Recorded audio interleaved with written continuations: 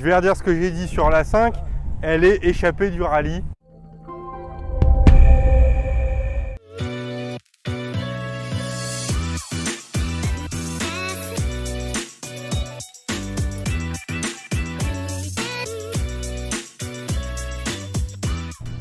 Allez, bienvenue sur Uvango. Vous vous souvenez peut-être qu'il n'y a pas longtemps, je vous avais présenté Dave avec sa magnifique Mitsubishi Evo 5.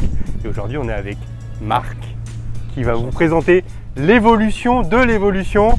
La 6 après la 5. La 6, la vraie de Taxi 2, c'est la 6. Tu l'as depuis combien de temps et pourquoi celle-là? Qu'est-ce qui t'a fait envie? Celle-là, je l'ai depuis pratiquement 2 ans. Et c'est vrai que j'ai toujours été passionné de véhicules japonais, sportifs. Et c'est vrai que on a toujours quelques choix, quelques petits trucs bien précis. Et c'est vrai que je me suis dirigé sur la 6, c'est en même temps familial. Donc avoir de la place pour pouvoir mettre les enfants et avoir le petit côté sportif quand même. Et puis quelque chose d'assez exclusif qui est quand même très rare. Surtout que j'ai toujours aimé le petit côté bodybuildé de la caisse en fait. Avec les ailes, l'aileron. Je vais redire ce que j'ai dit sur la 5, elle est échappée du rallye. Elle semble, en dehors du stickage des sponsors, tu rajoutes ça, elle semble échapper des rallyes, surtout que c'est une maquinenne. Alors les petites spécificités par rapport à déjà à la 5 qu'on avait vu il n'y a pas longtemps. L'arrière était un petit peu différent. Principalement sur l'aileron, qui est sur la 6 en double étage. Ah oui, là ici, avant il était posé. Voilà. Et là, il est légèrement grimpé. Voilà, donc là, ça nous fait office de 2 ailerons en fait. D'accord, donc une aérodynamique un peu retravaillée. Voilà, après, ils ont changé un petit peu sur les feux, mais pas trop. C'est-à-dire que sur certaines versions, ils ont retiré les catadiodes. C'est la partie qui était ici. Ouais, ça fait plus épuré comme ça. Voilà. Celle-là, c'est une année 2000. Et après, ça a été par rapport à la tenue maquinenne, c'est quand même un pare-choc spécifique à l'avant. Alors bien, on va aller voir l'avant. Le côté, c'est à peu près pareil que la 5. On reste sur le même effet que la 5. Parce qu'en fait, c'est à peu près la même génération de la base, on va dire. En gros, c'est le même châssis. Et en termes d'évolution, ils les ont fait sur de la rigidité de caisse en fait. On a beaucoup plus de points de soudure, plus de trucs, et qui fait qu'elle est un peu plus souple. Elle a quand même une technologie un peu plus avancée parce que celle-là, elle est vraiment entre l'Evo 6 et l'Evo 7. Donc c'est la vraie génération suivante. Voilà. Parce qu'elle, on l'appelle en fait l'Evo 6.5 à la base. D'accord. Voilà, c'est comme ça qu'on sait que ce sont des tenues maquinelles.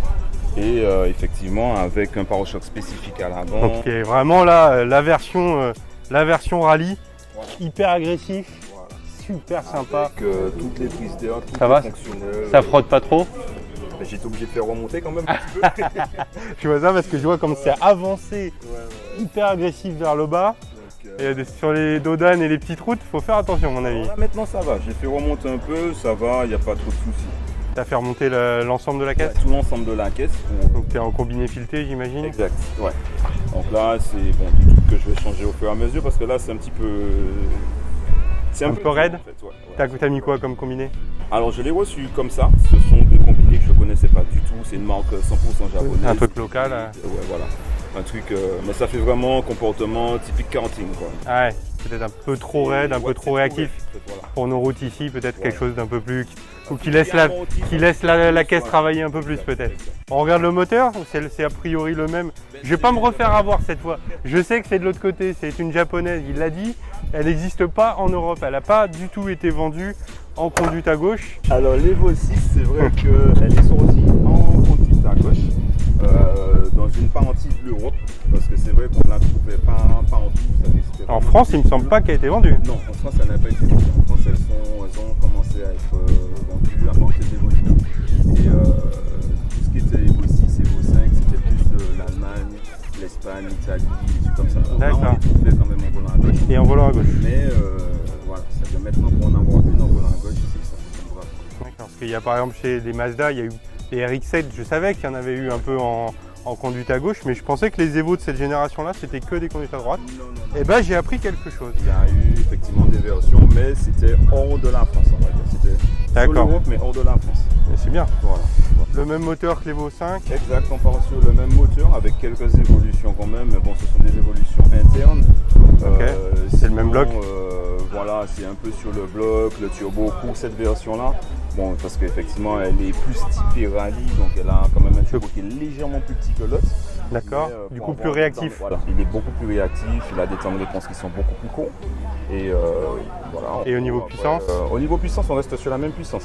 Donc on tourne Oui. toujours sur du 280 chevaux. Qui était toutes les Japonais. De toute façon, vous posez n'importe quelle question. Ces années-là, c'est 280 chevaux. Il y avait une loi un peu bizarre là-bas. Une loi qui permettait, en fait, c'était pour une espèce de concurrence entre les constructeurs qui leur permettait d'avoir des véhicules. Ils vendaient toutes sortes de véhicules, Ouais. sauf qu'ils étaient tous à 280 chevaux. Officiellement. Oui, officiellement. Parce qu'il y en a certaines, Et elles sont parfois un petit peu plus, Hum. mais voilà. et notamment les GTR qu'on verra plus tard. Bon, cette loi, elle a sauté depuis. Mais... Et du coup, c'est encore une fois, on l'a déjà dit sur l'Evo 5, mais un bloc qui se prépare bien. Oui, c'est un bloc qui prend des préparations à quoi faire. D'ailleurs, justement, chez Mitsubishi, ils ont quand même la réputation d'avoir le 2 litres le plus puissant du monde. Et le plus fiable. Donc, c'est quand même un gros morceau de fond. Donc, il encaisse facilement.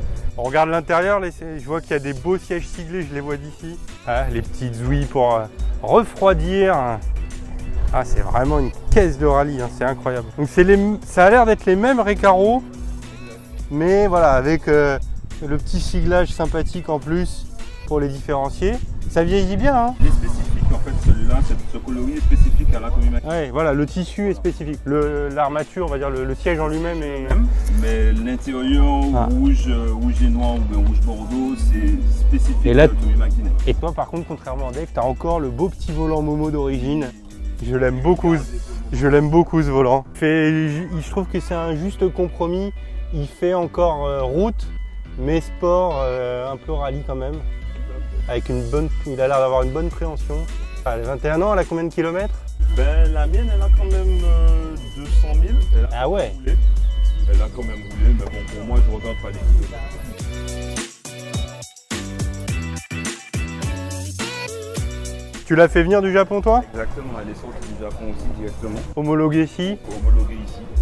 Ça va, c'était pas trop compliqué? Non, ça a été. Bon, ça prend un petit peu de temps parce que bon, ben, sachant qu'on est quand même sur une île, donc il faut dépêcher quelqu'un qui vient à peu près tous les 6 mois pour pouvoir nous faire passer des tests et tout. Mais bon, ça a Et été. le temps de la faire venir aussi déjà? Alors, Combien le ça temps de va? la 2 faire mois? venir, non, ça a pris quand même pratiquement 3 mois avant. 3 mois, ouais. 3 mois.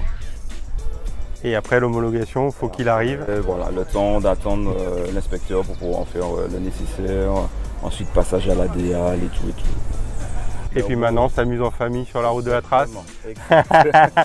Ça doit être quelque chose. Son terrain, hein. Sur les petites routes du Nord, ça doit être quelque C'est chose. son terrain de prédilection, donc sincèrement les petites signes avec ça, c'est un pur plaisir.